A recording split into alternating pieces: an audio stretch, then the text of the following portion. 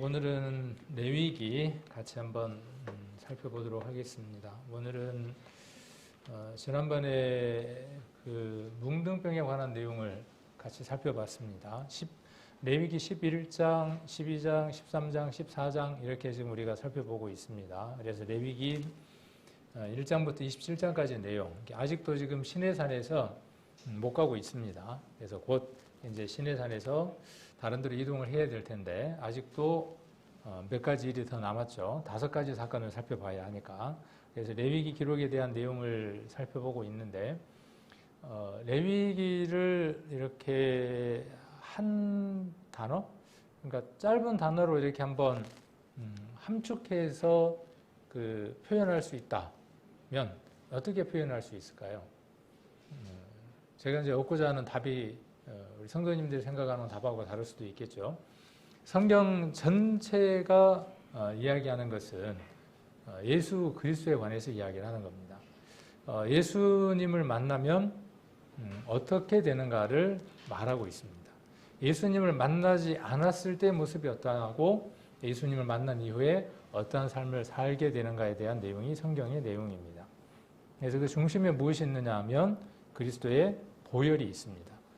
그리스도의 그 보혈을 두고 죽음과 부활이 있습니다. 그래서 복음은 그리스도의 보혈을 중심으로 해서 죽었다와 그리스도와 함께 죽었다와 그리스도와 함께 부활했다까지 또 거기에서 진정한 출발이 이루어지는 것이죠. 그 피로 말미암는 죽음, 부활, 그것으로 말미암는 이 은혜를 얻은 사람을 가리켜서 하나님의 자녀, 또 거룩함 자, 거룩함을 입었다. 그렇게 이야기를 합니다. 그래서 성경이 이야기하고자 하는 것은 하나님은 거룩하신 분이고 그 거룩하신 분이 인간의 모습으로 오셔서 더럽고 추하고 죄인인 우리를 거룩하게 하시기 위해서 오셨다. 그래서 그분이 보혈로 우리를 거룩하게 하셨고 죽은 자에서 산 자로 우리를 옮겨 놓으시고 거기에서 끝난 것이 아니라 우리를 의롭다 하시기 위해서 부활하셨다. 그리고 그 부활의 삶을 살아가는 사람들에게 하나님께서 머지않아 상급을 주실 것이다. 그래서 거룩한 삶에 대한 얘기가 성경에서 중요한 포인트입니다. 그래서 창세기부터 계시록까지 중요한 초점을 두고 이야기한다 그러면 거룩이라고 이야기를 할 수 있을 겁니다. 우리 찬양에도 거룩이라고 하는 찬양이 있죠. 거룩, 거룩 이렇게 찬양이 나오는 찬양이 있습니다. 그래서 그 거룩이 어떻게 이루어져 가는가에 대한 내용이고 우리가 그런 관점에서 출애굽기는 거룩함을 입기 위해서 그들이 더럽고 추한 그곳에서 나왔다 해요. 그러니까 거룩함을 입었다 해요. 그렇죠. 출애굽했다는 것은 어떻게 우리가 이해를 할 수 있느냐 하면 그 더럽고 추한 곳에서 하나님의 부르심을 받아 그들이 그 말씀의 순종함으로 말미암아 그 무서운 그 물결이 흐르는 그 홍해를 건너서 하나님이 약속하신 땅으로 갈 수 있는 거룩한 자가 되어졌다입니다. 우리식의 표현이라면 거듭났다, 구원받았다, 의롭다함 받았다, 거룩함을 얻었다 라고 표현을 할 수 있을 겁니다. 그런데 이스라엘은 거기에서 머물러 있는 것이 아니라 어딘가 한 지점을 향해서 가야 합니다. 우리처럼. 그것이 젖과 꿀이 흐르는 가나안 땅, 하나님 우리에게 주실 이 세상에 속하지 않는 영원한 하나님 나라입니다. 그 과정 가운데에 하나님의 말씀을 어떻게 행하고 살아갈 것인가에 관한 내용이 지금 우리가 살펴보고 있는 주된 내용들입니다. 그래서 레위기는 많은 계명들로 이루어져 있습니다. 그리고 그 계명을 통하여 그 계명을 준행하고 그 계명을 순종함으로 말미암아 거룩한 자의 합당한 삶을 살아가는 겁니다. 구원받은 사람은 구원받은 자의 합당한 삶이 있습니다. 그래서 그리스도 예수 안에서 합당하게 생활하라. 신약에 그렇게 말씀에 기록되어 있는 것처럼 우리에게 합당한 생활이 있습니다. 삼성 직원이면 삼성 직원에 맞는 그 품위와 행동이 있습니다. 구원받은 사람도 마찬가지입니다. 레위기는 그 얘기를 하고 있는 겁니다. 그래서 레위기를 줄이고 딱 줄이면 무엇으로 줄일 수 있느냐 하면 거룩입니다. 거룩 해지라고 이야기를 하고 있는 것이 아니라 거룩함을 입었으니까 출애굽했으니까 하나님의 부르심을 받아서 출발했으니까 그 거룩함을 이루고 살아가는 거예요. 온전하고 완전한 자로 살아가라는 거죠. 어디서 들어본 것 같아요? 온전한 것, 완전한 것 어디서 들어봤습니까? 주일날 들어봤죠. 그 하나님의 사람으로 온전케, 완전하게 하는 겁니다. 무엇이 그렇게 하는 것이죠? 말씀. 말씀이 없으면요.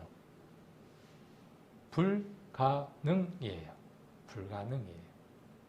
성령은 어떻게 역사하십니까? 말씀을 통하여 우리에게 역사하시죠. 그래서 성경을 읽지 않았는데 인도함을 받는다. 성경을 읽지 않았는데 성령의 인도함을 받았다 하는 것은 신비주의예요. 그렇죠. 우리 너무나 잘 알고 있습니다. 그래서 그런 내용들을 우리는 지금 레위기를 통해서 함께 지금 살펴가고 있습니다. 27장까지의 내용을 쭉 살펴보고 있고 지금 11장부터 15장까지의 내용을 우리가 지금 살펴보고 있습니다. 그러니까 주된 초점이 어디냐 하면 거룩해야 된다는 거예요. 누가 거룩해야 된다는 거죠? 하나님의 부르심을 입어서 거룩하게 된 따로 구별된 이스라엘, 선민, 구별된 민족, 구별된 사람, 성도, 하나님의 백성 같은 의미이죠. 그들은 어떻게 해야 된다는 거죠? 세상 사람들과 같지 않아야 한다는 거예요. 구별돼야 된다는 거예요. 그런 내용들을 지금 레위기가 이야기를 하고 있고 그 다음에 정결법에 대한 내용들을 이야기를 하고 있고 11장에서 우리가 음식에 대한 얘기를 배웠고 12장에서는 출산과 결례에 관한 내용들이 기록되어 있고 우리가 지난번에는 이 뭉둥병에 관한 내용을 살펴보는 시간을 가졌습니다. 뭉둥병이 왜 중요할까요? 성경에 있어서. 근데 우리는 뭉둥병이라고 하는 그 어떤 질병 하나, 그것이 갖고 있는 특성 하나에만 우리가 주목합니다. 근데 지난번에 우리가 성경을 찾으면서 이런 얘기를 한번 했습니다. 요한이 자기들의 제자들을 예수님에게 보냈습니다. 그러면서 질문했죠. 어떻게 질문했습니까? 우리가 메시아를 기다려야 됩니까? 당신이 메시아입니까? 이렇게 물었죠. 메시아입니까? 그 말은 뭐냐면 하나님이 인간의 모습으로 오실 그분입니까? 메시아는 어떤 일을 하는 분일까요? 메시아는 여러 가지로 이야기를 해볼 수 있을 겁니다. 그런데 마태복음 11장에서 예수님이 주신 답을 통해서 그 메시아가 하신 일이 무엇인지를 우리는 짐작해 볼 수 있습니다. 죄로 말미암아 세상에 무엇이 들어왔느냐 하면 각색 질병이 들어왔습니다. 그렇죠? 지금 우리가 지금 이렇게 앓고 있는 이 질병들, 생사병로의 모든 것들은 무엇 때문에 온 것이냐 하면 처음 사람 아담이 정확하게는 우리가 그렇죠? 우리가 누구를 거절했기 때문에 하나님을 거절했기 때문에 온 결과예요. 암도 마찬가지고 불치병도 마찬가지고 모든 것들이 다 마찬가지입니다. 자, 이 문제는 이 땅에서 해결할 수 없다라고 성경은 선언해 놓고 있는 것이죠. 이 세상은 이미 버림받은 곳이다. 이 세상은 이미 심판을 받을 곳이다 라고 선언하고 있는 거죠. 그러나 영원하신 그 하나님이 오셔서 그 모든 문제가 해결되어져 있는 온전한 곳으로 옮겨주실 것이다. 누구를 만나면.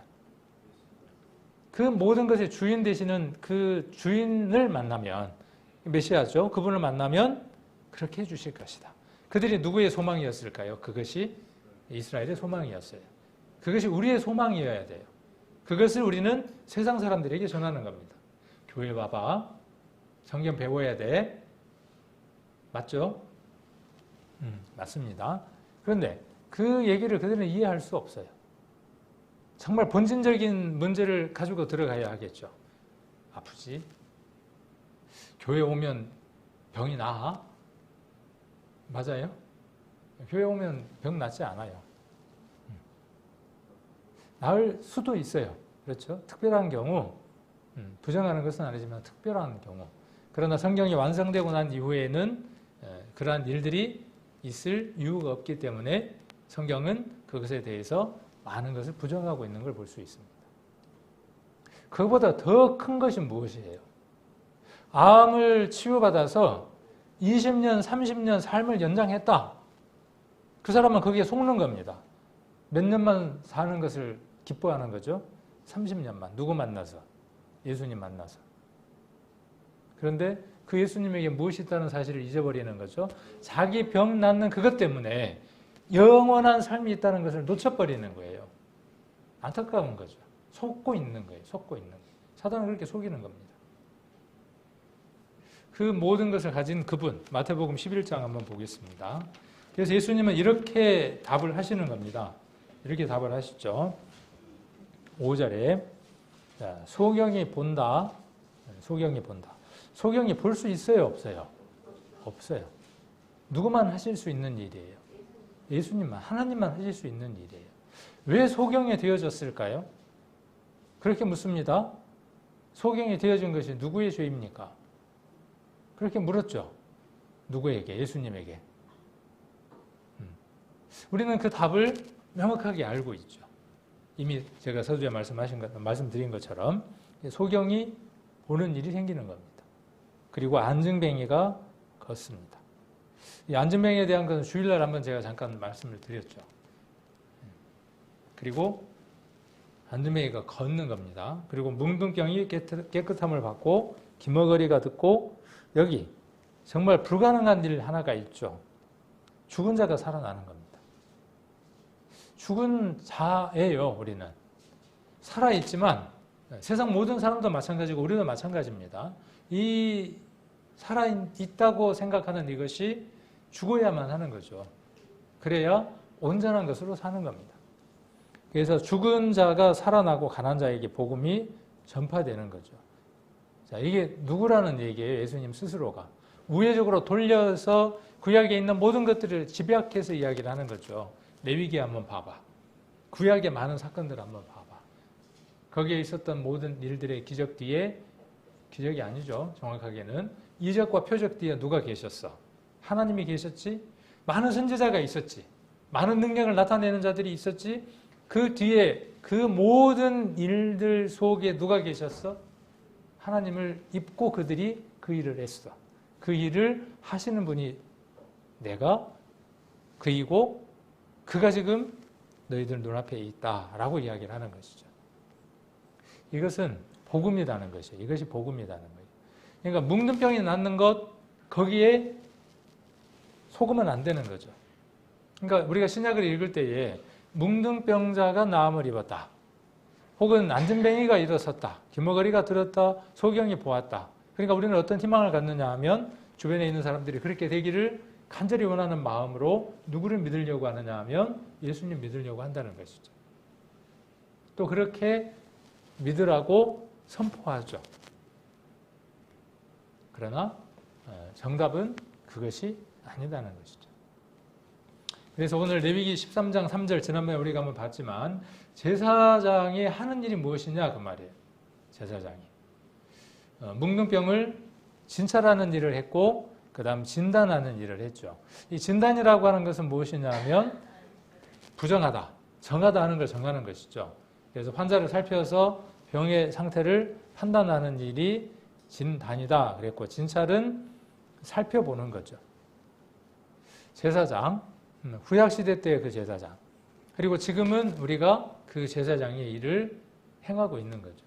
구약시대 때의 이스라엘의 그 역할과 오늘날 교회의 성도의 모습은 또 교회는 구약의 이스라엘이라고 하는 백성과 같은 역할을 합니다. 이스라엘이 애굽이라고 하는 곳에서 불러내서 따로 거하게 하나님이 하셨던 것처럼 교회는 세상으로부터 우리를 불러내서 따로 빼어낸 무리, 에클레시아라고 하는 교회로서 두고 그들을 성도, 거룩한 무리라고 두었습니다.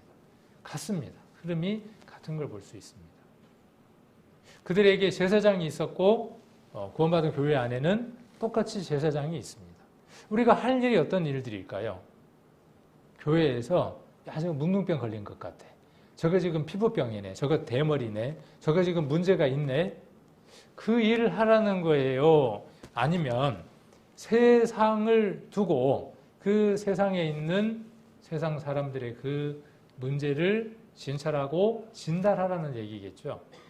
근데 우리는 교회 안에서 그 일들을 너무나 많이 하는 거예요. 근데 우리의 사명은 어디냐 하면 바뀝니다. 물론 이것은 이스라엘 안에서 이스라엘 백성들을 두고 진찰하고 또 진단하는 일이겠지만 이제 우리는 세상을 두고 진찰할 수 있죠. 무엇 때문인지 우리는 알 수 있습니다. 답을 우리는 이미 갖고 있죠. 죄라고 하는 것 때문에 죄에 사로잡혀서 그들은 죄병으로 죽어가고 있다는 것, 부정하다는 것을 우리는 압니다. 그 부정한 자 어떻게 하면 정하게 될 수 있습니까? 우리도 부정한 자였습니다. 가망이 없었던 자들입니다. 어떻게 하면요? 구약시대 때에는 그 죄에 합당한 제물을 가지고 성막으로 가서 하나님 앞에 제물을 드림으로, 우리 17장 좀 이따 배우겠지만 17장에 기록되어 있는 대로 내 생명에 해당하는 값을, 피죠. 피를 다른 것으로, 대속할 수 있는 것으로 가지고 가서 그 피를 흘림으로 말미암아 정결케 되어지죠. 그러한 일들을 누가 진행하느냐 하면 제사장이 하는 거죠. 우리가 해야 되는 일들입니다. 그래서 지난번에 묵능병은 점진성을 갖고 있다 그랬죠. 처음에는 아주 작은 것이 시간이 지나면서 점점 전체로 퍼져나가는 특징을 갖고 있죠. 약간 그 비슷한 어떤 매체를 찾는다면 비슷한 것, 뭘 하나 찾을 수 있을까요? 묵능병하고 이 누룩하고, 그렇죠. 누룩하고 묵능병하고는 어떤 특징이 있느냐 하면 작은 것이 부풀려져서 점점 커지는 특징, 이 누룩에게도 있죠. 눈에 보이지도 않고 작은 것이지만은 그것이 전체를 부풀리게 하는 특징을 갖고 있기도 하죠. 그래서 부정적으로 썼을 때에는 죄가 전체에 퍼지는 어떤 역할들을 묘사하기도 하고, 긍정적인 것으로 묘사했을 때에는 천국의 복음이 아주 공격적으로 전파되는 것을 누룩에다가 또 비교를 할 수도 있습니다. 어쨌든 묵능병은 어떤 역할이냐 하면 점진적으로 퍼져나가는 그런 특징을 갖고 있습니다. 그 다음에 감각이 없어진다는 거죠. 신체의 일부분이 잘려져 나가도 감각을 느끼지 못하는 거. 이게 좋은 일일까요? 감각이 없는 거? 어떤 때는 정말 감각이 없으면 좋겠잖아요. 그런데 감각이 있는 것은요, 감각이 없는 사람에게 있어서 감각은 축복이나 다름없는 것이죠. 우리가 고통을 느낀다는 것은요, 어떤 면으로 보면 참으로 행복한 겁니다. 고통을 느끼기 때문에 어때요? 의사도 찾아가고, 고통을 느끼기 때문에 우리는 육체도 마찬가지고 우리의 마음도 고통을 느끼기 때문에 우리는 그 고통을 해결하기 위해서 멈춰 있지 않고 점진적으로 계속 성장해 나가는 겁니다. 그래서 이 무감각성이라고 하는 것은 아주 비극적인 겁니다. 이렇게 우리가 많이 이야기하기도 하죠. 교회는 몸입니다. 그리스도가 머리고 이 각 지체가 각 부분들이 성도 하나하나입니다. 어느 사람은 이 손의 역할을 하는 사람, 어느 사람은 발의 역할을 하는 사람, 어떤 사람은 뭐 엄지손가락의 역할을 하는 사람, 어느 것 하나 소중하지 않는 게 없습니다. 엄지손가락이 없으면 어떻게 될까요? 한번 상상을 한번 해보셨나요? 엄지손가락이 없어요. 오른손에 엄지손가락이 없어요. 하나 없으면 뭐 크게 불편하지 않겠죠. 뭐. 숟가락질도 못합니다. 그래서 손이 이만큼 잘려 나가는 것만큼이나 엄지 하나 없는 것은 장애 등급이 높습니다. 거의 비슷해요. 이만큼 없는 것이나 이만큼 엄지손가락 하나 없는 것이. 잡지를 못해요. 그만큼 이 엄지의 역할이 커요. 그래서 그 구약시대 때 전쟁 때 보면 포로가 무기를 잡지 못하도록 어떻게 하느냐 하면 양쪽 엄지손가락을 잘라버립니다. 뭘 못 잡겠어요? 칼로 못 잡아요. 활도 못 쏴요. 그 다음에 도망을 못 가게 어떻게 하느냐? 두 엄지 발가락을 잘라버려요. 나중에 한번 찾아서 읽어보십시오. 있는가 없는가. 그럼 뭘 못하느냐 하면 뛰지를 못해요. 우리 몸 가운데에 불필요한 게 전혀 없습니다. 맹장? 필요 없을 것 같아요? 그렇지 않습니다. 다 필요합니다. 우리 교회 가운데에 불필요한 사람은 없습니다. 내가 그렇게 느낄 뿐이에요. 그 사람이 불편할 뿐이에요. 그런데 어느 사람이 떨어져 나가거나 보이지 않거나 내게 감각으로 느껴오지 않는 것은 내가 지금 무엇이 걸려 있는 상태냐 하면 뭉둥병이 걸려 있는 상태. 특히 교회 가운데 이제 직임을 맡고 있는 목사나 또 교회 직분자들이 교회에 관하여 무감각하다. 교회가 어떤 일들이 돌아가는데 교회 일에 전혀 무관심하다. 그럴 때 우리가 뭐라고 이야기하냐면 환인 맞았다. 또 묵는병 걸렸다. 그렇게 이야기를 할 수 있습니다. 묵는병 걸린 사람이 자각하지 못하는 것처럼 그런 분들은 대체로 자각하지 못합니다. 지난 주일에도 그런 말씀을 드렸지만 병이 나으려면 아프다는 걸 알아야만 고칠 거 아닙니까? 구원도 마찬가지죠. 내가 죄가 있다는 것을 알아야 예수님에게로 나아가는 것처럼 우리가 지금 출애굽한 것처럼 이스라엘이 출애굽한 것처럼 그렇게 구원함을 받았지만 하나님을 믿는 그 믿음의 여정 안에서 한 발 한 발 나아가는 그 거룩함의 과정, 성화의 과정, 그 과정을 거치는 것을 전혀 생각하지 않고 살아간다는 것은 그리스도인이라고 하는 그 이름들 가운데에 중요한 부분을 통째로 망각한 거나 다름이 없습니다. 감각이 없는 것과 다름이 없습니다. 그래서 건강한 사람은, 그리스도 안에서 건강한 사람은 아픔을 느끼는 사람입니다. 많은 아픔을 느끼는 사람입니다. 영혼, 몸 전체가. 그래서 힘든 사람을 보면 마음이 괴로워야 되고. 그게 당연한 거예요. 그런데 그런 마음이 나이가 점점 들어갈수록 어떻죠? 나이하고 거의 비례하면서 구원받은 사람들의 마음들도 점점 무뎌져 가는 겁니다. 어렸을 때는 누군가가 길에 넘어져 있거나 어떤 일들이 있으면 가방을 두고 가서 도와준단 말이에요. 나이가 점점 들면 어떻게 해요? 난 말고 누가 도와주겠지 뭐. 그렇게 바뀌어져 가는 거죠. 교회도 거의 마찬가지입니다. 그래서 제일 좋은 방법은 무엇이냐면요. 내가 교회에 가지 않으면 교회는 빈자리가 생긴다. 내가 이 일을 하지 않으면 교회에서 이 일을 할 사람이 없다. 내가 돌보지 않으면 저 사람을 누군가를 돌볼 수 없다. 모두가. 자, 모두가 그런 마음을 가졌을 때 혹 교회에 일이 있거나 또 개인적인 일이 있어서 하나님께 집중할 수 없는 어떤 성도가 있을 때 똑같은 마음을 가졌다면 이 형제나 자매가 수십 통의 전화나 여러 사람으로부터 관심을 받을 겁니다. 그죠? 목사도 전화할 거 아닙니까? 또 장로도 전화하고 집사도 전화하고 구역장도 전화하고 그렇게 전화할 거 아니에요. 무엇을 느낄까요? 그 성도가. 아이 그냥 귀찮아 죽겠네. 그냥 전화 좀 그만하지. 그럴까요? 아니죠. 따뜻함을 느끼죠. 온기를 느끼죠. 지난번에 우리가 즉시 실천 한번 해봤어요. 주일날. 우리 교회 안에 코로나 걸린 분들이 있으면 우리가 방문해서 큰 건 아니지만은 그래도 마음을 느낄 수 있도록 해봅시다.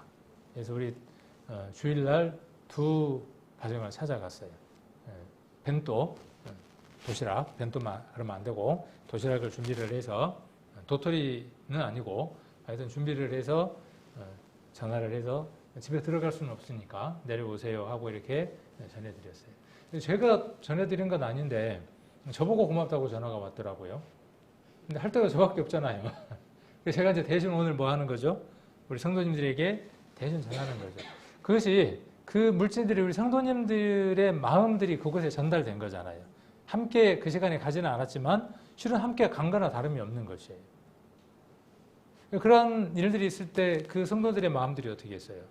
뭐 대패 삼겹살도 좀 사가고 또 상추도 요즘 비싸다는 거 상추도 좀 사가지고 가고 아마 집에서 아마 불판에 계속 구워서 드셨을 거예요 아마. 힘 좀 내시라고. 근데 그런 것들이 이 끈끈하게 우리가 연결이 되어질 때 때로는 오해도 풀려지고 힘든 것들도 함께 할 수 있는 일들이 이루어지겠죠. 우리 교회에 이 오랫동안 다른 교회에 있다가 오신 분들이 이야기하는 것 중에 아쉬움이 무엇이냐 하면 우리 교회는 좀 그런 부분에 좀 약한 것 같아요. 그래요. 또 우리 성도님들도 그렇게 이야기를 합니다. 근데 좋은 방법은 무엇이냐면요. 그렇게 생각할 때 어떻게 하는 거죠? 교회가 당신이 누군가가 아니라 어떻게 하는 거죠? 내가 세우는 겁니다. 그렇게 세워나가다 보면 또 다른 분들이 그 일들을 하게 되고 교회가 그 일들을 하게 되고 그러면서 이 감각 있는 그래서 이 피가 통하지 않는 것들이 되면서 결국은 썩어져 떨어져 나가죠. 문둥병은. 말초신경에 자극이 없어지면서 피가 흐르지 않으면서 결국은 피의 문제가 되어지는 거죠. 피가 잘 순환이 되어져야 될 텐데 순환이 안 되면서 끊어져 나가는 겁니다. 그래서 이 문둥병은 그러한 부분에 대한 교훈들을 우리에게 주고 있습니다. 에베소서 4장을 한번 보겠습니다. 에베소서 4장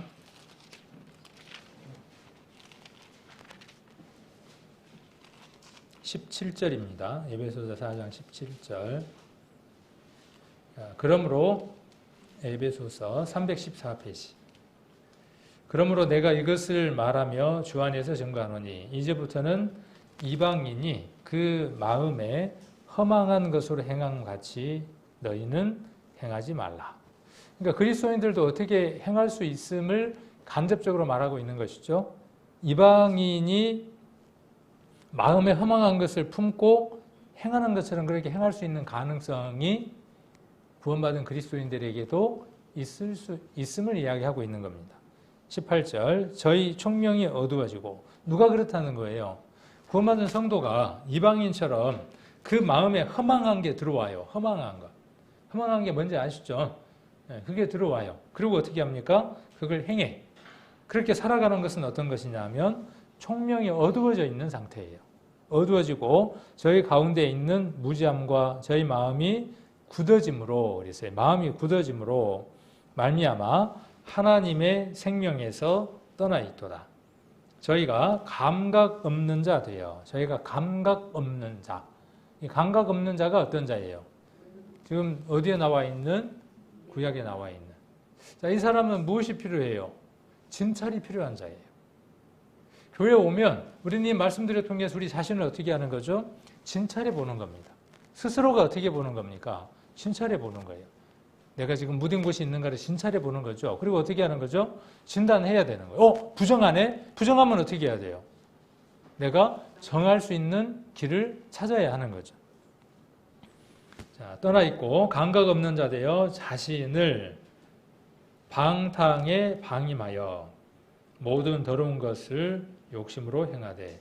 자, 감각 없는 자가 되면 어떻게 되죠? 이제 여기 보니까 자신을 방탕에 방임해요. 방임. 방임이라는 말이 무슨 말인지 아시죠? 우리 어르신들이 계시거나 집에 장애를 가진 그 가족들이 있거나 그럴 때 아무것도 하지 않아요. 그걸 뭐라 그래요? 그걸 방임이라 그래요. 아무것도 해주질 않는 거예요. 내버두는 거예요. 이게 방임이에요. 뭐 그 말을 심한 말을 한다든지 폭언을 한다든지 또 폭력을 행하는 것도 문제겠지만 이 방임만큼 무서운 것도 없습니다. 그래서 자신을 방탕에 방임하는 거예요. 방탕이라는 곳에 그냥 그대로 내버려 두는 거예요. 자, 하여 모든 더러운 것을 욕심으로 행해요. 20절 오직 너희는 그리스도를 이같이 배우지 아니하였느니라. 여러분은 예수님을 어떻게 배웠습니까? 예수 그리스도를 배울 때에 핵심이 무엇일까요? 이렇게 질문을 드리는 이유는 제가 누군가에게 답을 찾기 위해서 질문을 드리는 게 아니고 제가 쳐다보니까 지금 살짝 눈이 마주칠 때 혹시 나한테 물어볼까 싶어서 걱정이 전혀 안 되시죠? 자, 그리스도를 여러분은 어떻게 배웠습니까? A라는 교회는 도깨비 방망입니다. 우리 아들 병이 나았으면 좋겠어요. 집에 돈이 많았으면 좋겠어요. 그렇습니까? 자, 바울이 전한 복음, 바울이 우리에게 가르쳐준 복음, 예수 그리스도께서 우리에게 전한 복음의 핵심은 무엇이에요? 우리 로마서 15장, 고린도전서 15장 나중에 한번 읽어보십시오. 중요한 것이 무엇이냐 하면 성경대로 예수님이 어떻게 하셨다는 거예요? 죽으셨다예요. 성경대로 예수님이 장사되어졌다예요. 성경대로 예수님이 어떻게 되어졌습니까? 부활하셨다예요. 그 얘기를 왜 바울이 이야기를 했을까요? 로마서에서 그토록 이야기했던 것처럼 죽어야 한다는 거예요. 죽어야 할 게 있어요. 죽어져야 할 것들이 있어요. 죽음에 매 순간 넘겨져야 할 것들이 있어요. 예수님을 믿는다는 것은, 예수님을 안다는 것은 매 순간마다 넘겨줘야 될 것들이 있어요. 처리되어져야 될 것들이 있어요. 그리고 매 순간마다 우리가 살아야 할 것들이 있어요. 그동안에는 전혀 움직이지 못하고 반응하지 않았던 하나님의 일에 대해서, 그의 나라와 그의 의에 관하여서 내가 일할 수 있는 사람이 되었어요. 일을 해야만 해요. 그래서 죄에 대해서 죽었다는 것과 의에 대해서 살았다는 것, 이것이 뭐냐 하면 우리가 배운 그리스도예요. 그런데 지금 여기 앞에 나와 있는, 서두에 나와 있는 사람들은, 앞에 나와 있는 사람들은 어떤 자들입니까? 죽어야 할 것들이 지금 어떤 상태예요? 그의 삶을 주관하고 있는 상태죠, 여전히. 누가 살아있어야 되는데, 그리스도가 살아서 그들을 주관하고 주장해야 되는데. 그래서 지금 바울은 뭐라고 이야기하는 거죠? 너희가 예수님을 그렇게 배우지 않았다. 예수님이 너희 안에 있으면 너희는 그 죄를 다스리며 승리하고 거룩한 삶을 살아가는 그러한 사람이 되어야 마땅한데 어떻게 배웠길래 그래? 지금 그렇게 이야기를 하고 있는 겁니다. 중요한 부분이에요. 아주 중요한 부분이에요. 자, 그래서 이 감각 없는 자가 되면 그리스도를 온전하게 쫓을 수 없습니다. 자, 그래서 지금 능력병에 관한 내용들을 한번 복습을 다시 한번 했고요. 오늘은 이 유출병에 관한 내용을 좀 살펴보도록 하겠습니다. 유출병에 관한 건 레위기 15장에 기록이 되어 있습니다. 15장을 한번 가보겠습니다. 레위기 15장. 유출병이니까, 그죠? 뭔가 느낌이, 어떤 느낌이 드는 것 같아요? 뭐가 흘러내리는 거죠. 흘러서 나오는 거예요. 좋지 않은 것들이 흘러서 나오는 거예요. 그러니까 피도, 그 다음 또 뭐도요? 고름도, 몸 안에 있는 어떤 것들이 흘러서 나오는 병을 총칭해서 유출병이에요. 그러니까 피가 흘러서 나오는 것도 유출병 가운데 하나가 되겠죠. 고름은요? 고름도 해당이 되겠죠. 15장 1절. 여호와께서 모세와 아론에게 일러 가라사대 이스라엘 자손에게 고하여 이르라. 누구든지 몸에 유출병이 있으면 그 유출병을 인하여 부정한 자라. 그 유출병으로 말미암아 부정함이 이러하니 곧 몸에서 흘러나오든지 그것이 엉겼든지 부정한즉 유출병 있는 자의 눕는 상은 다 부정하고 그의 앉은 자리도 다 부정하니 라고 이렇게 기록이 되어 있습니다. 그래서 유출병이라는 것은 생식기를 통해서 정액이나 피나 혹은 고름이 흘러나오는 것과 넓게는 월경과 정액을 방출하는 것도 다 포함한다 라고 이야기를 하고 있습니다. 자, 그런 내용들을 지금 담고 있고 31절 한번 보겠습니다. 31절. 너희는 이같이 이스라엘 자손으로 그 부정에서 떠나게 하여. 자, 너희는 누굽니까 지금? 너희는 이스라엘 전체일까요? 여기서 너희는 제한되어 있어요. 이스라엘 가운데 누굴까요?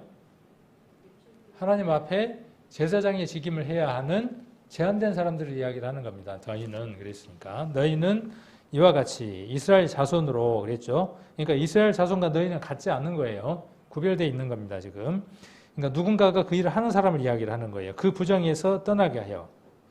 그들로 이스라엘이죠. 그들로 그 가운데 있는 내 장막을 더럽히고 그 부정한 중에서 죽음을 면케할지니라. 이것을 오늘날 우리에게 교훈으로 받고 우리에게 적용을 해본다면 우리가 해야 될 일이 어떤 일들이에요?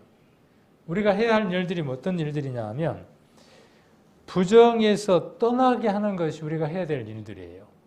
그러려면 부정하다라고 본인이 인지해야 되겠죠. 그 사람이 병자임을 인정을 해야 처방을 받고 병을 낫게 할 거 아니에요. 우리가 세상 사람들에게 해야 될 일이 무엇이냐 하면 부정하다고 알려줘야 돼요. 아까도 잠깐 얘기했지만 교회 잘 나오면 된다. 성경책 열심히 보면 된다. 이게 아니라 그건 일부분이에요. 핵심이 아니에요. 바깥쪽에 있는 거예요. 수박 같으면 수박 껍데기만 지금 설명하고 있는 거예요. 당신은 사랑받기 위해 태어난 사람 맞죠? 그런데 그거보다 더 앞선 뭐예요? 당신은 지옥 갈 사람. 그죠?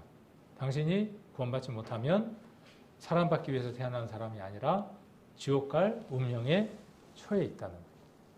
천국도 못 갈 것들이 죄송합니다. 것들이라 그래서 광고에다가 그 노래를 막 갖다가 붙여서 냉장고 선전하면서도 팔고 막 그래. 어디서 사랑받기 위해서 태어나? 아무나? 아니에요. 먼저 무엇을 알아야만 해요? 내가 어떠한 자인지를 알아야 하는 거예요. 그러니까 우리가 전도를 할 때 분명해야 돼요. 초점이. 그렇게 살면 지옥 가. 그렇게 살면 문제가 있어. 지금 잘 살고 있는 거 아니야. 지금 문제가 있는 거야. 분명하게 이야기를 할 수 있어야 돼. 자, 그래서 뭘 면케하는 거죠? 죽음을 면케하는 거예요. 부정에서 떠나는 건 깨끗해진다 보다 훨씬 더 중요한 의미를 갖고 있는 거죠. 그죠? 부정에서 떠나는 건 어떤 의미를 갖고 있는 거예요? 생명에 관한 문제. 그렇죠? 죽느냐, 사느냐에 관한 문제예요. 도덕과 윤리는 뭐냐 하면 그냥 깨끗해지는 거예요. 말 그대로. 보기에 좀 어떤 거예요? 깨끗한 문제예요. 근데 성경에 나와 있는 계명, 하나님이 주신 말씀, 하나님께서 우리에게 주신 레위기에 기록되어 있는 모든 내용들은 부정에서 떠나게 하는 거예요. 그래서 생명을 유지하게 하는 거예요. 생명이 없는 자에게는 생명을 얻게 하고 그 생명이 있는 자는 생명의 가치대로 살아가게 하는 거예요. 생명이 있으면 뭐합니까? 없는 것보다는 낫다? 뭐라고 이야기해야 될까요? 이렇게 한번 이야기해 볼 수 있을 거예요. 그분들에게는 정말 처참한 얘기겠지만 아이 하나가 태어났는데 남자아이 둘이 있는데 초등학교를 하나는 다니고 하나는 중학교를 다니는데 중학교 다니는 아이 하나가 몸이 좀 이상한 거예요. 병원에 갔더니 몸이 점점 굳어지다가 어느 날 꼼짝 못하고 죽는 병이 걸렸다는 거예요. 그러면서 하는 얘기가 혹시 집에 다른 형제간이 있으면 데려와 보라고. 왜요? 그랬더니 그럴 가능성이 크다는 거예요. 그 둘째도 데리고 갔더니 똑같은 질병이에요. 살아는 있는데, 그죠? 생명은 있는데 그의 생명이 어때요? 얼마 가지 못할 생명을 갖고 있는 거죠. 일명 장애죠, 장애. 생명은 있지만 장애가 있을 때에는 슬픔을 가져다 줍니다. 그리스도인들도 마찬가지예요. 정상적인 생명이어서 정상적으로 살아야 하는 거죠. 근데 그러지 못할 때에 그것을 장애라고 이야기를 합니다. 어떤 집안에는 뇌가 없이 태어나는 경우도 있어요. 보셨습니까? 여러분 같으면 어떻게 하시겠습니까? 그냥 없는 셈 치고 어디 길에다 갖다 버리려합니까? 그럴 수도 없어요. 처음에는 어떻게 했습니까? 아이가 태어났다고 온 동네가 난리를 했을 거 아니에요. 100일도 지내고. 근데 보니까 발육 상태도 이상하고 뭔가 좀 이상한 거예요. 그래서 보니까 장애가 있는 거예요. 얼마 동안 이 아이를 케어를 해야 될지, 보살펴야 될지 알 수가 없어요. 암담하겠어요, 안 하겠어요? 생명이 있는데 왜 암담합니까? 혹 우리가 내가 하나님 앞에 그러한 자가 그러한 모습이 아닐까 하고 살펴보는 것. 한 번 두들기고 두 번 두들기고 세 번 두들기는 것 안 좋은 일일까요? 혹 내가 구원함을 받지 못했기 때문에 아직 내게 그런 열매가 맺히고 있지 않을까? 돌다리 두들겨 보는 건 나쁠까요? 좋을까요? 좋은 겁니다. 내가 구원받지 않았는데 구원받았다고 속아서 안심하는 것보다 하나님을 못 믿고 불신한다 그런 의미 아니에요. 내가 얻은 그 구원이 확실한지 또 보고 또 보고 또 보고 그러면 어쩌냐면요. 어깨춤이 쳐져요. 그 구원을 계속 확인해 보면 어깨춤이 쳐줍니다. 그리고 내가 살아가는 그 삶들이 어떠한 삶인가를 돌아보고 두들겨보고 반복해보면 확실해집니다. 뭐가 확실해집니까? 예수 그리스도의 보혈 없이는 내가 단 한순간도 살아갈 수 없음을 확신하게 됩니다. 그래야 그것이 아까 에베소서에 나와 있는 대로 예수 그리스도를 바르게 배운 사람의 모습입니다. 여기 보면 이제 구약에서는 누출병이 나와 있었고 신약에서는 이 여인 기억납니까? 그림 한 컷을 보니까 누가복음 8장을 한번 보겠습니다. 누가복음 8장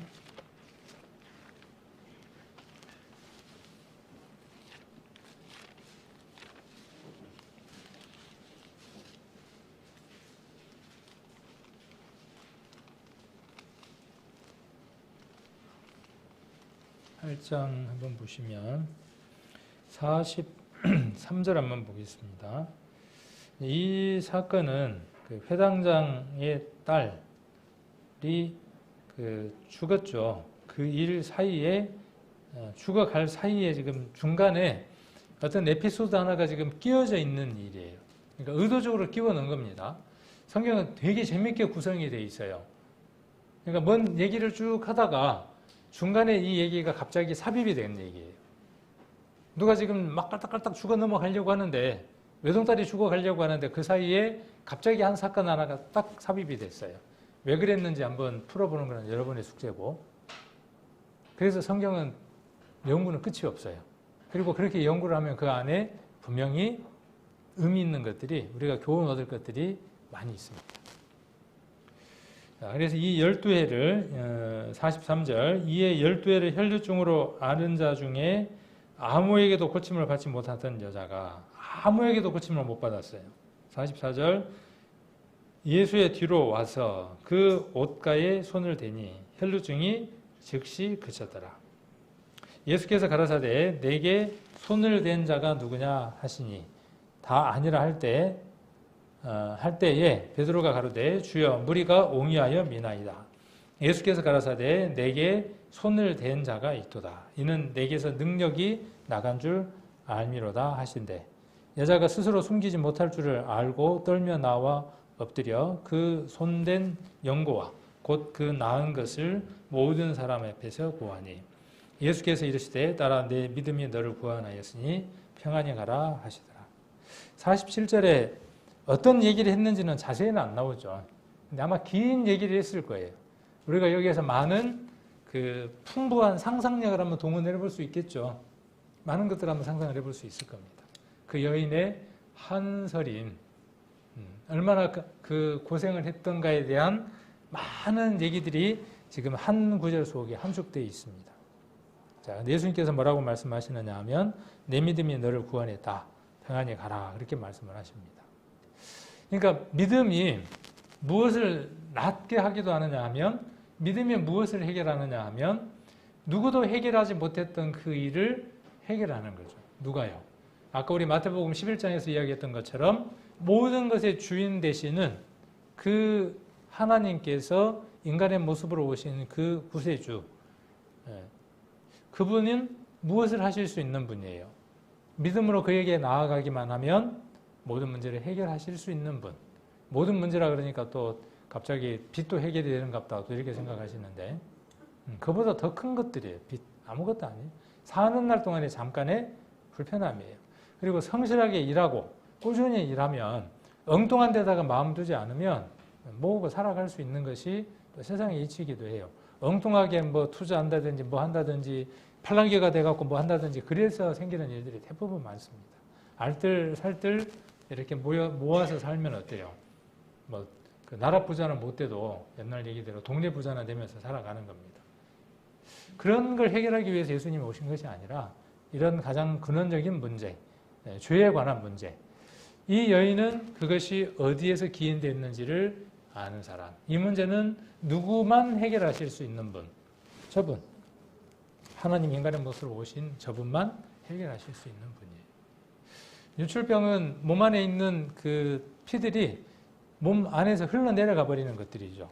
그래서 이게 뭐 그 여러 가지로 이야기를 하기도 하는데, 지금 오늘날의 그 혈루증하고는 조금 다른 것이다, 그렇게 이야기를 하고 있는데, 이 병을 앓은 여인은 특징이 무엇이냐면 아이를 가질 수 없어요.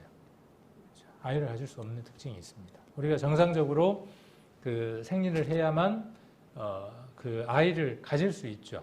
그 여자는 평생 몇 번의 생리를 하도록 프로그램이 되어 있습니까? 모르시나요?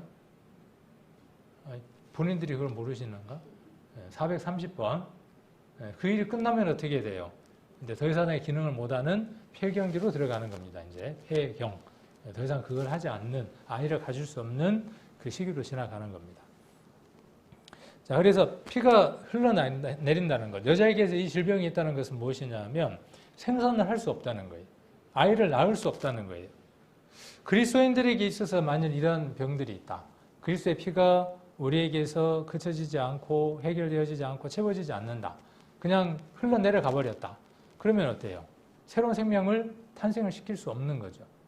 새로운 생명이 두 개의 그 한쪽은 가장 작은 세포, 한쪽은 몸 안에 있는 세포 가운데 가장 큰 세포, 둘이 만나서 착상이 되어져서 그곳에서 자라가는 그 과정이 있어야 한 생명이 태어나는 것인데, 교회가 그런 곳이죠.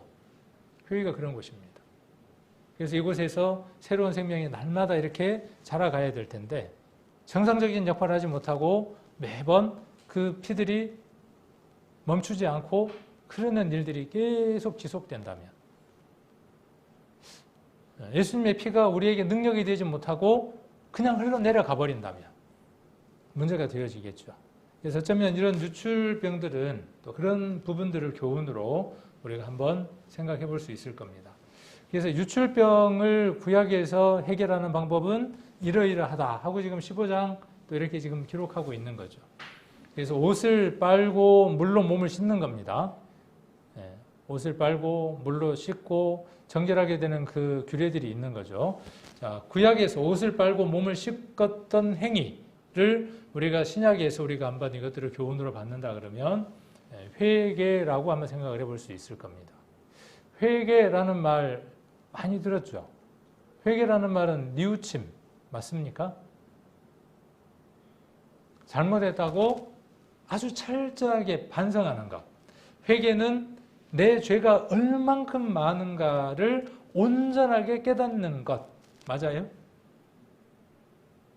뭔가 좀 부족한 것 같지 않아요?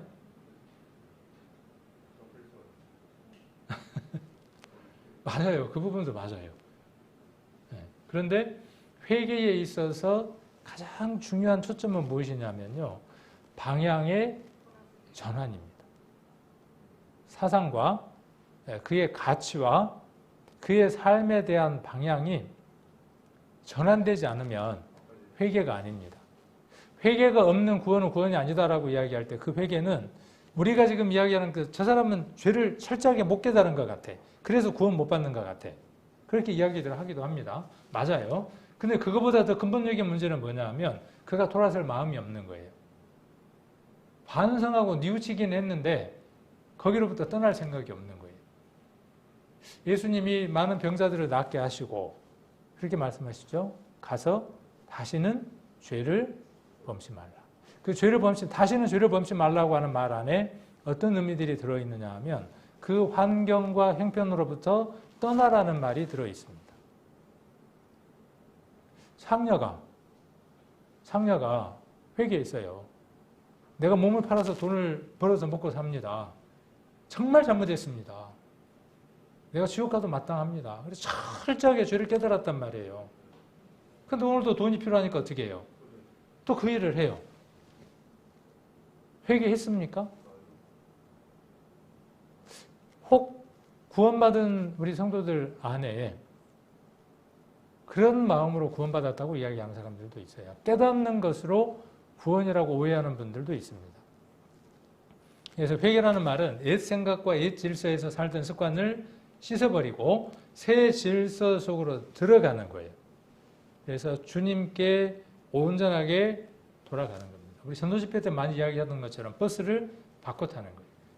서울하고 부산행 버스가 있을 때 부산 버스를 탔던 사람이 서울로 정반대 방향의 버스를 바꿔 타는 것을 회개라고 이야기합니다. 우리 그 용어 많이 들었죠. 메타노이아라고 이렇게 헬라어 많이 들었잖아요. 그래서 성경에는 이 회개라고 하는 게 여러 부분의 의미들로 기록되어 있습니다. 그래서 구원을 얻을 때에 필요한 회개 한번 보도록 하겠습니다. 사도행전 11장 한번 보겠습니다. 이 유출병 관련해서 유출병을 해결하는 방법이 무엇이었죠? 구약에서 유출병을 해결하는 방법은 옷을 빨고 몸을 씻는 것으로 유출병을 정하게 만들었습니다. 그런데 우리가 예수 그리스도의 보혈이 이미 흘려졌어요. 예수 그리스도의 보혈이 2000년 전에 흘려졌지만 그 피가 유출되고 있죠. 누구에게는? 세상 사람들에게는. 그들에게는 그것이 효과로 나타나지 못해요. 그랬을 때에 그들에게 그 문제를 해결하는 방법은 회개라는 것이죠. 여기 옷과 몸을 빠는 것처럼 회개라고 하는 것으로 그 일을 시작할 수 있습니다. 11장 사도행전 11장 18절입니다. 11장 18절. 자, 저희가 이 말을 듣고 잠잠하여 하나님께 영광을 돌려 가로되 그러면 하나님께서 이방인에게도 생명 얻는 회개를 주셨도다 하니라. 이 초기의 복음은 우리가 잘 아는 대로 유대인들, 회당 중심으로 해서 복음이 전해졌죠. 유대인들만을 위한 복음처럼 그들이 느꼈습니다. 그래서 유대인 회당에 이방인들이 들어와서 구원받았다고 이야기를 하니까 교회 안에 분란이 생기기 시작한 거죠. 그래서 그런 문제를 해결하기 위해서 예루살렘에서 회의가 있게 되고 그 회의 가운데에서 여러 가지 안건들이 나오고 그 문제를 해결하게 되죠. 그 내용들을 우리가 지금 사도행전을 보면 알 수 있고 거기에서 결정된 내용을 편지로 쓴 것들이 무엇이냐 하면 갈라디아서라든지 여러 편지들이 됩니다. 자, 그래서 유대인들은 뭐라고 이야기하느냐 하면 우리 회당에 들어오려면 구원받았다고 이야기하고 이방인이 우리들처럼 우리 회당에 들어오려면 반드시 뭘 해야 된다는 거예요? 할례를 행해야 된다. 그렇게 이제 문제가 된 거죠. 그러니까 할례를 해야 되냐 말아야 되냐. 왜? 없었던 일이니까. 그래서 그 문제는 어떻게 해결이 있습니까? 사도행전 읽어보시면 알 수 있죠. 자, 그런데 여기 중요한 것은 이방인에게도 했어요. 했어요. 도라는 말은 뭐예요? 누구 도 그 말이죠. A도 B도 그 말. A와 B 함께예요. 그러니까 유대인들도 이방인들도. 복음은 모든 사람을 위한 것이니까. 그래서 이방인들이 무엇을 얻었습니까? 생명을 얻었어요. 자, 누가 생명을 얻었습니까? 이스라엘만 생명을 얻은 게 아니라 누가? 이방인이 생명을 얻었어요. 무엇으로서 생명을 얻었어요? 회개로 생명을 얻은 겁니다. 그렇죠? 회개로 무엇을 얻은 거예요? 생명을 얻은 거예요. 믿음으로 구원을 얻고, 그렇죠? 생명. 이 생명은 어떤 생명이겠어요? 영원한 생명이에요. 우리도 이 생명을 얻었습니다. 똑같습니다. 왜 여기 이방인에게도 생명 얻는 회개를 주셨으니까 생명을 얻으려면 무엇이 있어야 되는 거예요? 회개가 있어야만 하는 거예요. 이 회개가 없으면 생명을 얻을 수 없는 거죠. 근데 그 회개가 아까 이야기해드렸던 것처럼 죄를 온전히 깨닫는다고 회개가 된다고요? 아니다고요. 제가 이전에도 한번 그 얘기를 드렸는데 선주교회 다니는 분을 전도를 한번 한 적이 있어요. 상담을 한 적이 있어요. 온 열정을 다해서 낮에 시간이 안 된다 그래서 밤에 2시간 반씩 저녁 12시간 넘어서까지 상담을 며칠을 했어요. 잘 듣더라고요.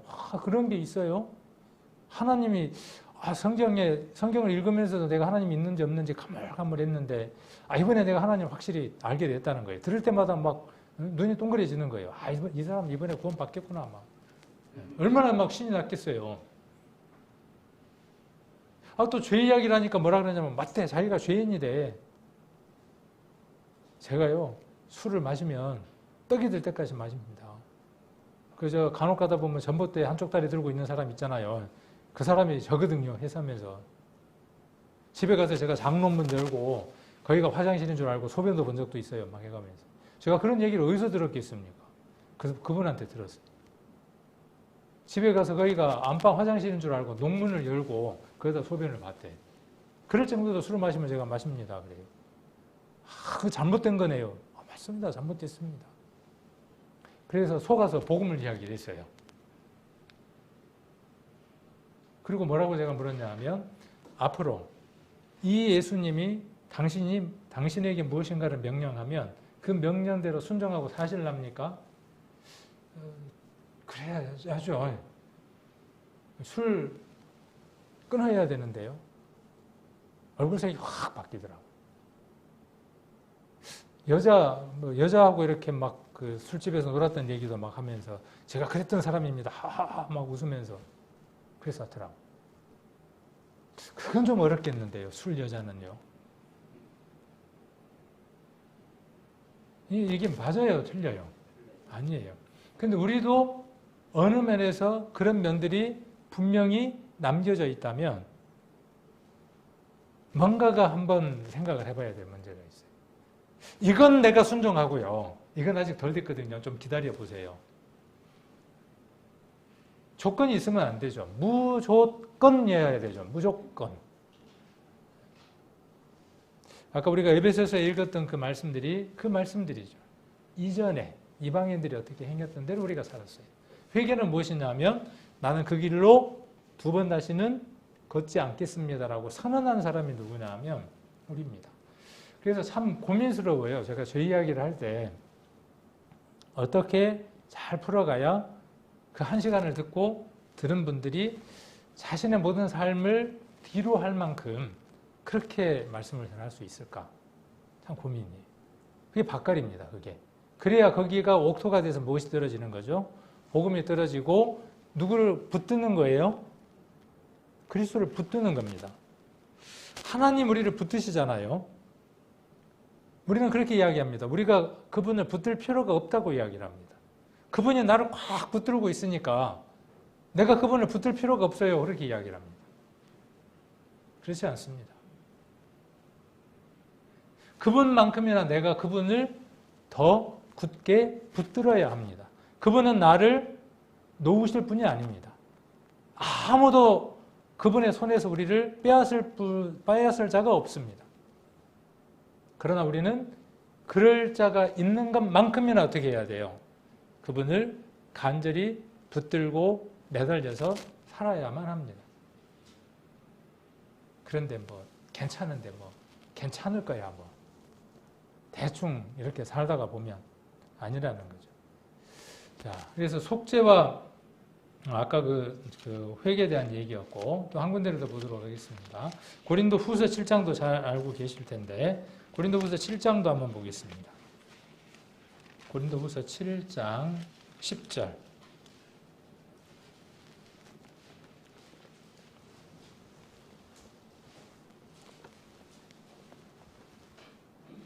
자, 고린도 후서 7장을 한번 읽어보시면 같이 한번 보도록 하겠습니다. 7장 10절 한번 보겠습니다. 같이 한번 읽겠습니다. 하나님의 뜻대로 하는 근심은 후회할 것이 없는 구원에 이르게 하는 회개를 이루게 하는 것이요 세상 근심은 사망을 이루는 것이니라. 아멘. 자, 여기에서 구원에 이르게 하는 회개가 또 나옵니다. 이 구원에 이르게 하는 회개는 좁은 의미로 보면 지금 우리가 전도 집회 때 이야기했던 그 구원에 이르게 하는 회개이기도 합니다. 그런데 앞뒤의 문맥을 읽었을 때 이 구원에 이르게 하는 회개는 영이 구원받게 하는 회개일까요? 생활 안에서 이루어지는 두렵고 떨림으로 너희 구원을 이루라고 하는 그 구원일까요? 숙제니까 제가 답을 이야기해드려 버리면 숙제니까 한번 읽어보십시오. 이 회개는 앞에서 이야기한 생명을 얻게 하는, 구원을 얻게 하는, 영이 구원받는 그 회개인지 아니면 우리의 성화를 이야기하는 두렵고 떨림으로 너희 구원을 이루라고 하는 성화에 관한 내용인지 한번 우리가 잘 살펴볼 필요가 있습니다. 한번 나중에 또 교재도 필요하겠죠. 왜 그런지 한번 앞뒤의 내용들을 쭉 읽어봄으로 해서 답을 위해 이야기 안 있을까요? 궁금하죠? 자, 그 다음 요한 1서 한번 보겠습니다. 요한 1서 1장입니다. 요한 1서 1장 9절.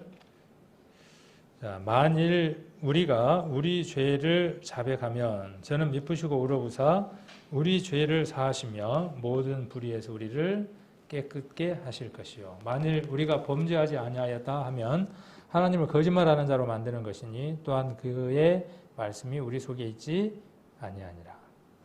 이 말씀은 우리가 요한 1서를 배울 때 계속해서 이야기했던 내용들이죠. 이 자백이라는 얘기를 하면서 제가 예화로 하나 드렸던 예화 기억나시나요? 이게 어려워서 제가 예화 하나를 해드렸습니다. 이 눈사람은 요만한 것이 눈으로 점점 뭉쳐져 갖고 요만한 덩어리가 돼서 아래 몸통이 되고 또 요만한 것들을 이렇게 모아 갖고 요만큼 만들어서 또 그 위에다가 몸통을 올려서 눈사람이 되죠. 우리는 말씀의 사람입니다. 말씀의 사람이니까 어떻게 해야 되냐면 말씀을 똘똘똘 몰아서 자꾸 쌓아서 몸집을 풀려서 뭔가 모양을 만들어 가야 되는데 어제 날씨가 뜨거워 갖고 눈이 다 녹아. 그래서 없어. 그래서 메모를 성경책에다 바로 메모를 해놓는 것도 괜찮아요. 꼭 기억해야 될 것들이 있으면. 이 예화는 제가 어떤 예화를 이야기해 드렸냐 하면 거위. 아들이 고무줄총 하나 이렇게 만들어줬는데 아버지가 만들어줬는데 아버지가 귀하게 키우던 뭐를요. 오리든 거위든 상관없어요. 탁 싸서 어떻게 했어요. 일부러 맞추려고 한 건 아니었어요. 실수로 어떻게 했어요. 실수로 한번 쏴봐야지 하고 탁 했는데 정통으로 머리에 맞아서 그 자리에서 깨꾸닥하고 죽었어요. 그 모든 과정을 누가 봤다고요? 그 집 하녀가 봤다 그랬죠. 집 일을 보는 여자가 봤다 그랬죠. 기억나시나요 이제? 아직도 기억 안 나시는가요? 아버지가 밖에 나갔다가 들어왔어요. 그동안에는 아무 문제가 없었어요. 그런데 그 일이 생기고 난 이후에 아들은 식사를 할 때마다 이제 파묻은 거 다 기억하시죠 이제? 건너뛰었습니다 제가. 얼른 숨긴 거예요. 숨긴 거 누가 다 봤어요? 제가 다 봤어요. 아버지하고 밥을 먹으려고 하는데 이렇게 눈을 못 들어요. 그리고 간혹 가다가 이제 아줌마는 뭐라 그래요? 일을 시켜요. 일을 시켜 먹어요. 근데 아버지는 어때요? 이미 모든 걸 다 알고 있어요. 아버지는 어떻게 하기를 원하시죠? 이야기하기를 원하는 거죠. 이야기하기. 아버지, 제가요, 고의는 아니었거든요. 정말 제가 고의는 아니었거든요. 그런데 어떻게 하다 보니까요, 정통으로 맞았거든요. 이게 뭐냐 하면 지금 여기에서 이야기하는 자백입니다. 이 자백이라고 하는 의미 안에 무엇이 들었냐 하면 그리스도와 함께 죽고 함께 장사됐다가 이루어지는 과정이 자백입니다. 이 자백이 없으면요, 그것이 그리스도에게 넘겨질 수가 없어요. 그리고 내가 의로운 자로 다시 부활했음을 확인할 수 없어요. 그래서 제가 이 자백이라는 이야기를 하면서 뭐라고 말씀드렸냐 하면 이것은 영수증을 확인하는 것이다 그렇게 말씀드렸어요. 우리가 예수 그리스도의 십자가의 하나에 합쳐질 때 우리는 매번 영수증을 확인합니다. 두 가지입니다. 내가 빚쟁이였는데, 그렇죠? 지금도 내가 빚쟁이인데, 빚쟁이는 나보고 뭐라 그래요? 돈 갚으라 그래요. 지금도 그래요, 안 그래요? 지금도 해요. 율법이라고 하는 것으로 우리를 정죄해요. 자, 그럴 때 무엇이 필요한 거죠? 이 자백이라고 하는 것은 어떤 힘을 가졌냐 하면, 그러니까 회개와 자백은 어떤 의미에 있어서 많이 다른 것이죠. 회개, 아까 생명의 회개는 어디로 들어가기 위한 거예요? 예수 그리스도와 하나 되기 위한 거예요. 내가 그 영수증을 받기 위한 단계예요. 그 영수증을 받은 후에는 그 영수증을 어떻게 해야 하는 것이죠? 그 주인이 매번 외상값 갚으라고 안 하면 좋을 텐데 해요, 안 해요? 해요. 사단이. 화가 나니까 아이 막 한단 말이에요. 안 하나요? 안 했으면 좋겠어요. 근데 그냥 합니까? 참다가 합니까? 참다가 하는 사람도 있고 습관적으로 하는 사람도 있고 다양해요. 또 어느 사람은 그것 아닌 또 다른 것들에 매여 있어요. 다 다릅니다. 다. 네. 그럴 때 과거, 현재, 미래 모든 죄가 다 사함받아서 예수 그리스도의 피로 다 값이 치러졌으니까 끝나버렸어 하는 것하고 그것하고 예수 그리스도의 십자가에 내가 함께 매달려 있는 것을 확인하는 것하고는 전혀 다른 문제입니다. 내가 그곳에 있는 겁니다. 지금 있는 겁니다. 지금 그 자리에. 그분이 왜 죽으셨는가를 내가 지금 확인하는 겁니다. 그래야 그분의 보혈이 내게 능력으로 역사합니다. 내위기를 통해서 이런 부분들이 계속 확인되어져야 될 필요들이 있습니다. 자, 그리고 이제 15장에서는 아까 우리가 뭘 살펴봤었죠? 15장에서는 유출병을 살펴봤습니다. 자, 계속 앞에서부터 번제라든지 화제라든지 뭐 속죄제라든지 여러 죄사에 대한 것들을 배웠죠. 죄가 있으면 어떻게 해결하는 걸 배웠어요. 그 다음에 여러 가지 죄들이 있을 때에 그것들이 부정하냐 부정하지 않느냐에 대한 문제들을 배웠어요. 그럴 때마다 그것을 어떻게 해결하는가도 우리가 답을 얻었어요. 그런데 그래도 어떻게 할 수 있어요? 놓칠 수 있어요. 그렇죠? 놓칠 수 있죠. 네. 그럼 어떻게 됩니까? 또 문제가 생기죠. 그래서 16장과 17장이 있는 겁니다. 대속죄일이 준비되어 있는 겁니다. 자, 그래서 16장 한번 보겠습니다. 16장을 한번 보시면 레위기 16장 20절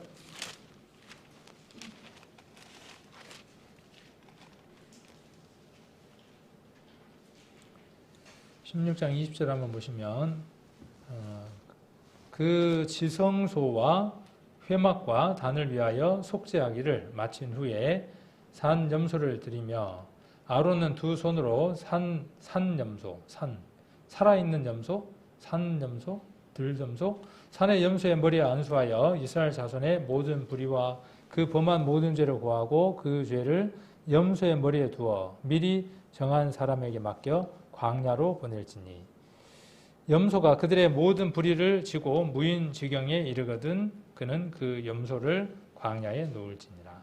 그래서 두 염소를 제비 뽑는다 그랬죠. 하나는 여호와를 위하여, 하나는 아사셀을 위하여. 아사셀은 광야로 내어 보내는 거죠. 우리가 요한이 이렇게 이야기했죠. 보라, 세상죄를 지고 가는 하나님의 어린 양이다. 라고 이야기할 때 그 보라, 세상죄로 지고 간 하나님 어린 양이라고 하는 것은 어디에 해당하느냐 하면 지금 21절과 22절에 해당하는 것이죠. 그러니까 예수님이 죄를 지고 가는 것을 보는 거예요. 누가요? 누구든 보고 있는 겁니다. 그런데 여호와를 위하여 선택된 제비 뽑은 그 염소는 볼 수가 없어요.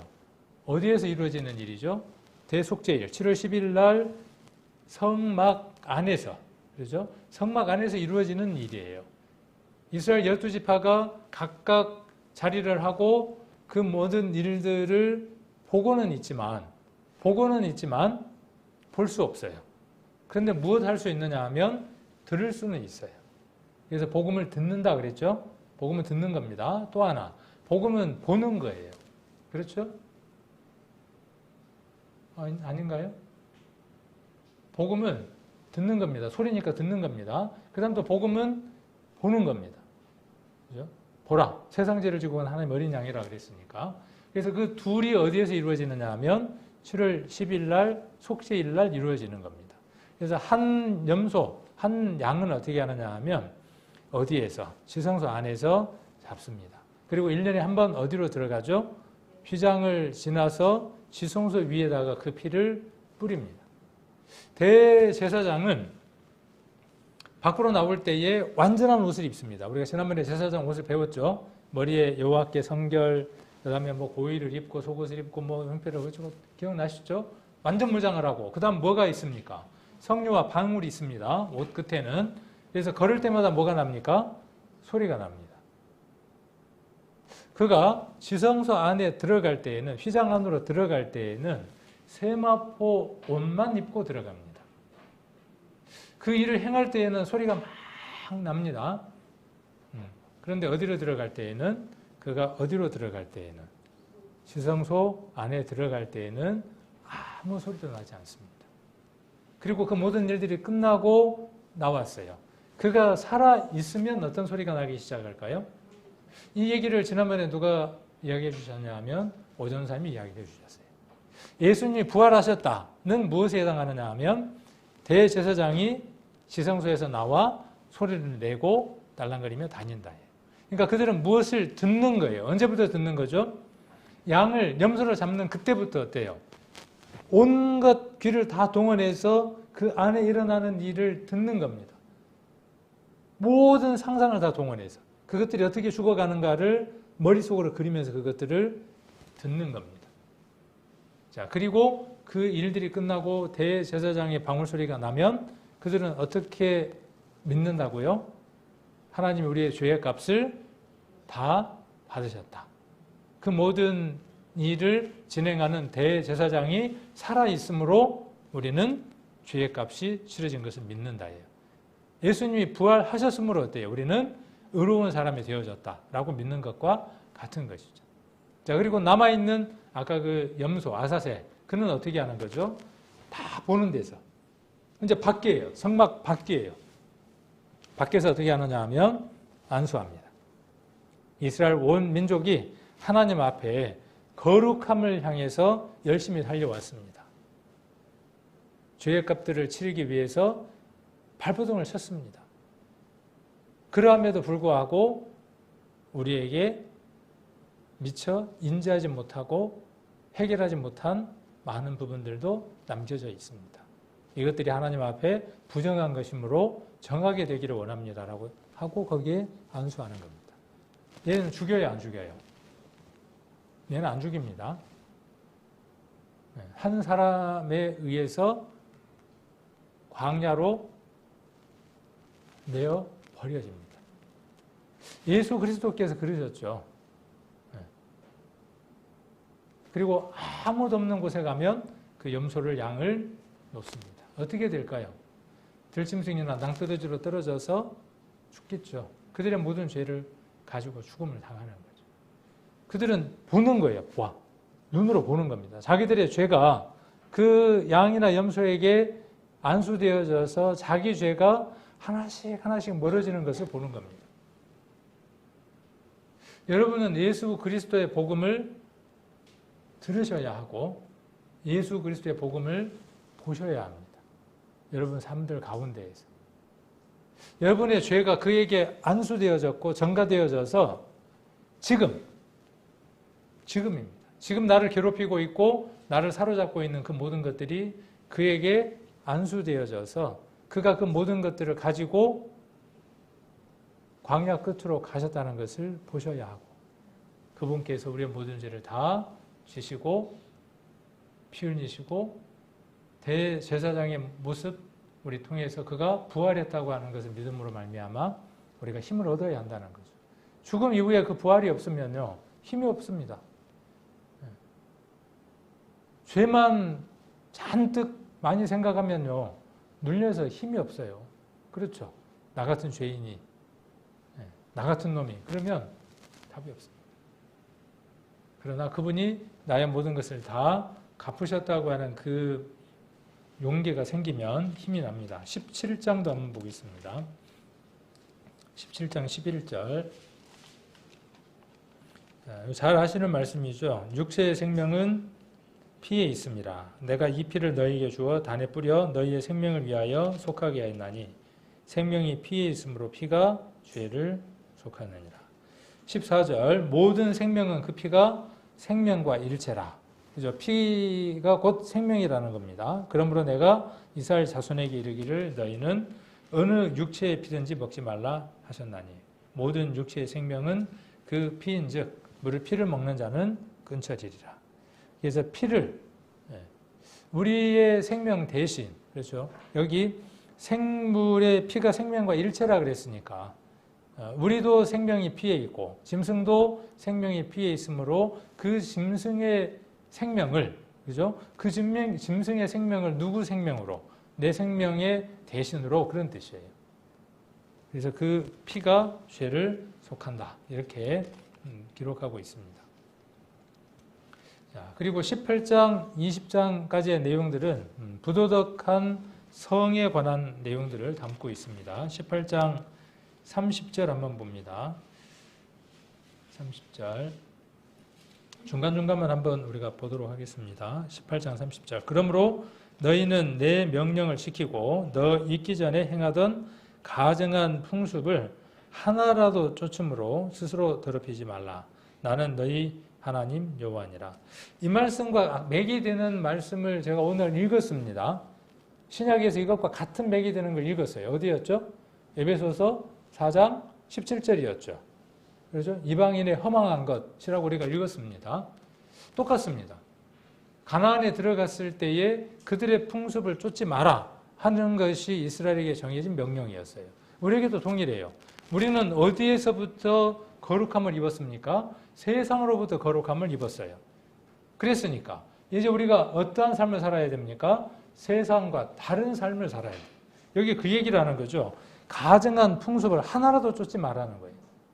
우리는 세상의 풍습 우리 안에 있으면 안 되는 거예요. 자, 이것이 레위기를 기록한 목적이다, 그렇게 이야기를 하고 있고, 중간을 한번 보도록 하겠습니다. 또 19장 37절 한번 보겠습니다. 너희는 19장 37절 너희는 나의 모든 규례와 나의 모든 법도를 지켜 행하라. 나는 여호와니라. 이 법도를 지켜 행하는 것이 무엇을 쫓아가는 길이에요? 거룩함을 온전케 하는 과정들이에요. 거룩해진 자가, 구별되어진 자가 그 거룩함에 합당한 삶을 살아가기 위해서는 기준이 있는 거예요. 그 기준이 어떤 기준이에요? 세상의 기준이 아니에요. 말씀은 우리에게 세상의 기준이 아닌 하나님 우리에게 주신 하나님으로서 온전한 자가 되는 기준들을 제시해주고 있죠. 그러니까 지켜도 되고 안 지켜도 되는 게 아니라 하나님 우리에게 주신 그 말씀들을 우리는 반드시 어떻게 해야 하는 거죠? 준행해야 돼요. 준행하지 않으면 어떻게 돼요? 그 얘기가 27장의 얘기예요. 준행하면 이렇게 되고 준행하지 않으면 이렇게 될 거라는 거예요. 준행하지 않으니까 어떻게 됐어요? 이스라엘이 어떻게 됐습니까? 다른 나라에 속국이 돼서 자기 자식을 잡아먹는 일들이 생겼어요. 왜 생겼습니까? 우리 이스라엘 역사에서 잘 배웠잖아요. 그 일들을 누구에게 교훈하고 있는 거냐 하면 우리에게 지금 교훈하고 있는 거예요. 우리도 똑같이 그렇게 된다라고 이야기를 하고 있는 겁니다. 7절, 20장 7절입니다. 이런 말씀들이 20장부터 계속 나옵니다. 이런 말씀들만 찾아갖고 쭉 메모를 한번 해보세요. 그러면 왜 저 목사가, 저 설교자가 여기 온 날부터 계속 저 같은 얘기만 하고 있을까 알 거예요. 왜? 성경에서 이야기하는 것이 우리의 거룩함이니까. 하나님의 자녀로 온전케 되는 일이니까 그 얘기를 계속 공유하고 싶은 거예요. 7절 너희는 스스로 깨끗게 하여 거룩할지어다. 하나님 우리를 깨끗게 해주셨어요. 이미 말씀으로. 근데 여기 뭐라고 되어 있습니까? 이스라엘에서 그들을 건져내 주셨어요. 하나님을 섬길 수 있도록 건져내셨어요. 그런데도 불구하고 뭐라고 이야기를 해요? 스스로 깨끗게 하래요. 성화는 두렵고 떨림으로 너희 구원을 이루라고 하는 그 일은 우리의 일이에요. 우리가 해나가야 될 일들이에요. 그래서 스스로 깨끗게 해야 되고 거룩하게 해야 됩니다. 나는 너희 하나님 여호와니라. 너희는 내 규례를 지켜 행하라. 그러면 어떻게 돼요? 나는 너희를 거룩해 하는 여호와예요. 이미 거룩해졌는데 우리가 거룩함 속에서 그것이 온전하게 이루는데 필요한 요소들이 무엇이에요? 8절에 무엇이에요? 규례예요. 규례. 구약에서는 율법이 되어지겠죠. 우리에게서는 무엇이겠어요? 그분이 우리에게 주신 모든 말씀이에요. 구약이 오히려 더 가벼울 수 있어요. 그렇죠? 구약이 더 율법이 더 가벼울 수 있어요. 그러나 이제 우리에게는요. 예수 그리스도가 주신 은혜 속에서 우리에게 주신 말씀들은요. 그 율법보다도 훨씬 더 무게감이 있는 것들입니다. 그래서 그것을 우리가 지키지 못했을 때의 책임이라고 하는 것은요. 율법을 범한 것보다 더한 책임이 있는 겁니다.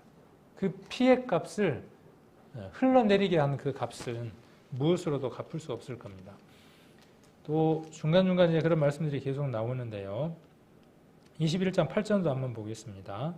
너는 그를 거룩하게 하라. 그는 내 하나님의 식물을 드림이라. 여기 제사장 이야기하는 거죠.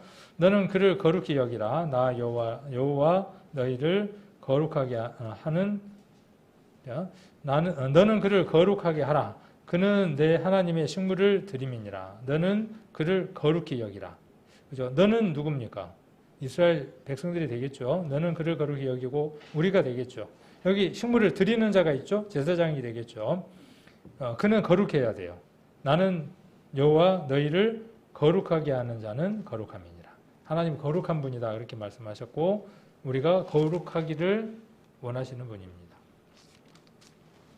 계속 그런 말씀으로 쭉 연결되어져 있습니다. 22장 31절 너희는 나의 계명을 지키며 행하라. 나는 여호와니라. 너희는 나의 성호를 욕되게 말라. 나는 이스라엘 자손 중에서 거룩하게 함을 받을 것이니라. 나는 너희를 거룩하게 하는 여호와요. 너희 하나님이 되려고 너희를 애굽 땅에서 인도하여 낸 자니 나는 여호와니라. 애굽 땅에서 인도해 내서 이스라엘의 하나님이 되어졌죠. 하나님이 우리를 세상에서 불러내서 우리의 아버지가 되었어요. 이제 그 아버지께서 원하시는 것이 여기 지금 앞에 기록되어 있는 31절에 기록하고 있는 것처럼 계명을 지키고 행하라고 말씀하시고 32절에 말씀하시는 것처럼 하나님의 이름을 욕되게 말라는 거예요. 우리가 세상에서 어떻게 살아가냐 하는 것은 그분의 이름을 영광스럽게 하느냐, 그분의 이름을 욕되게 하느냐가 무엇에 달려있느냐 하면 우리가 그의 말씀을 얼만큼 준행하고 행하고 살아가냐는 거예요. 이스라엘을 세상 모든 사람들이 다 손가락질했죠. 왜 손가락질했습니까? 저들은 하나님의 백성이라도 하나님이 주신 땅에서 쫓겨난 자들이다. 누가 욕을 먹었습니까? 하나님이 그 이름이 더럽혀졌어요. 이스라엘을 하나님 왜 회복하십니까? 자신의 이름을 위해서, 이스라엘 위해서가 아니라 회복하신다 그랬죠. 하나님의 이름을 누가? 이스라엘이. 무엇에서? 우상을 숭배하는 그 삶들을 통해서. 말씀을 순종하지 못해서. 우리도 마찬가지입니다. 그래서 말씀을 모르면 순종할 수 없습니다. 말씀을 알면 그 말씀을 순종케 해달라고 기도하셔야만 합니다.